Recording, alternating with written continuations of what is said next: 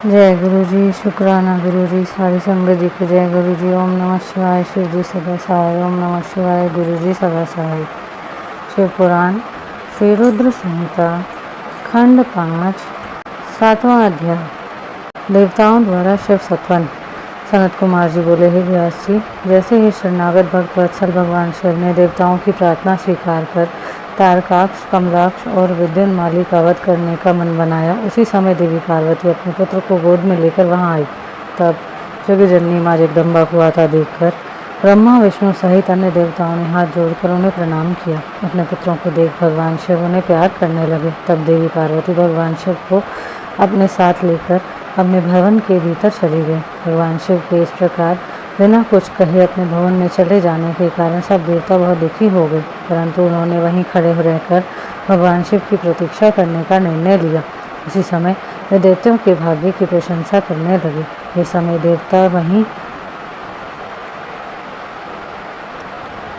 वे सब देवता वहीं शिव जी के भवन के द्वार पर खड़े थे। तभी भगवान शिव के गण ने अपनी स्वामी के द्वार के सामने भीड़ जमा देखकर उन पर आक्रमण कर दिया। देवता इस अनजान खतरे से संभल ना सके और अपने प्राणों की रक्षा के लिए इधर उधर दौड़ने लगे। कई साधु और ऋषिगण गिर पड़े। चारों ओर हाहाकार मच गया। तब भयभीत होकर सब देवता भगवान श्री हरि विष्णु की शरण में आ गए। देवताओं को समझाते हुए श्री हरि विष्णु ने कहा, देवताओं तथा मुनिगणों, आप लोग क्यों इतना दुखी हो रहे हैं? महान पुरुषों की आराधना करने में दुख तो आते ही हैं। इन कष्टों को झेलकर ही भक्त की दृढ़ता बढ़ती है और तब वह अपने आराध्य देवों को प्रसन्न कर पाता है। भगवान शिव तो समस्त गणों के अध्यक्ष तथा परमेश्वर हैं। आप सब मिलकर भगवान आशुतोष की प्रसन्नता के लिए ओम नमः शिवाय, शुभम शुभम कुरु कुरु शिवाय नमः ओम मंत्र का 1 करोड़ बार जप करो। वे इससे अवश्य ही प्रसन्न होंगे और हमारा कार्य पूर्ण करेंगे।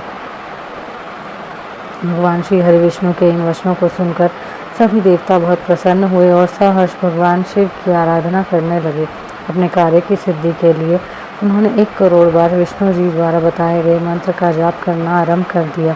जैसे ही उनकी आराधना संपूर्ण हुई, भगवान शिव उनके सामने प्रकट हो गए। भगवान शिव बोले, मैं आपकी इस उत्तम आराधना से बहुत प्रसन्न हूँ। आप अपना इच्छित वर मांगे। प्रभु के वचन सुनकर देवता बोले, हे देवादिदेव, हे जगदीश्वर, हे देवादिदेव, हे जगदीश्वर, आप सबके कल्याण करता है। भगवान, हम पर कृपा कर हमारी रक्षा कीजिए। आप त्रिपुर स्वामियों का वध करके हमें भय से मुक्ति दिलाए। तो भगवान शिव देवताओं की प्रार्थना सुनकर पुनः बोले, हे हरि, हे ब्राह्मण, हे देवगण तथा मुनियों, जैसा आप चाहते हैं वैसा ही होगा। मैं अवश्य ही आपकी आराधना सफल करूँगा।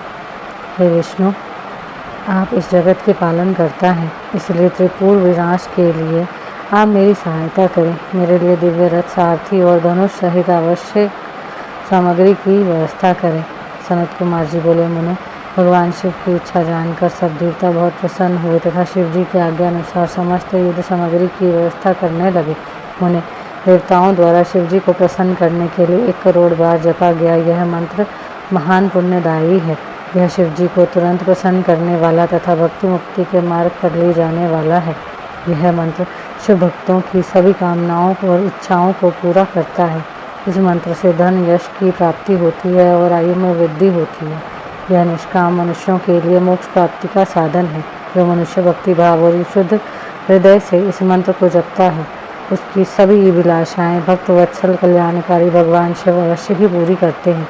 यहीं पर शिव पुराण श्री रुद्र संहिता खंड 5 7वां अध्याय समाप्त होता है। जय गुरु जी।